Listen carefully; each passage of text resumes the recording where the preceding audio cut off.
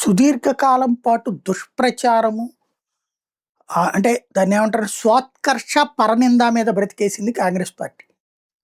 Print media, electronic media కూడా దేశంలో వాళ్ళకి అనుకూలంగా వ్యవహరించేది. కమ్యూనిస్టులు కూడా ప్రభుత్వాన్ని విమర్శించిన అంతకంటే ఎక్కువ బీజేపీని, హిందుత్వ విధానాల్ని వ్యతిరేకిస్తూ విమర్శిస్తా వచ్చేటప్పటికి ప్రజలు వాటినే నమ్మారు.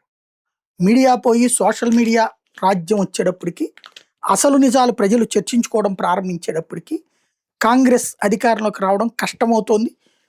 దేశంలోకి అనేక రాష్ట్రాల్లో పోతుంది. ఉనికి కోసం కొట్టుకోవాల్సి వస్తుంది. దీంతో ఇప్పుడు మళ్ళీ సోషల్ మీడియా దుష్ప్రచారానికి తెరదీశారు. కమ్యూనిస్టులు కూడా కాంగ్రెస్ షూస్లోకి ప్రవేశించారు. ఎందుకంటే వాళ్ళకు కూడా ఇప్పుడు వాళ్ళ ఉనికి కూడా ప్రమాదం అవుతుంది కాబట్టి.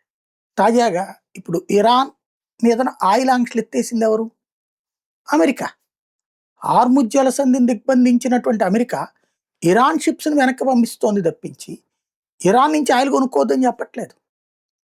భారతదేశానికి 2 ఆయిల్ షిప్లు వచ్చినాయి. లేదు ట్రంప్ నిన్న ఫోన్ చేసింది ఆయిల్ షిప్లు వెనక్కి పంపించడానికే. దాంతో అవి వెనక్కి వెళ్ళిపోయినాయి. భారత్ దిగుమతి చేసుకుని పంపించింది. అంత ఉచ్చబడిపోతుంది ట్రంప్ పేరెత్తితే మోడీకి అన్నటువంటిది వీళ్ళు చేసే వ్యాఖ్యలు. అదేంటో అమెరికా అధ్యక్షుడు ట్రంప్ ఏమో పాకిస్తాన్కి పోయి కావులిచ్చుకుంటున్నాడు. మోడీని అలాగ భయపడిపోతాడు మోడీ అనుకుంటే మోడీ చేతనే నడిపించుకుంటుంది కదా ఇప్పుడు ఆడే డ్రామా అంతా కూడా. మోడీ ఎట్లాంటోడో తెలుసు ప్రపంచానికి, కానీ ఈ సన్నాసులకు అర్థం కావట్లేదు.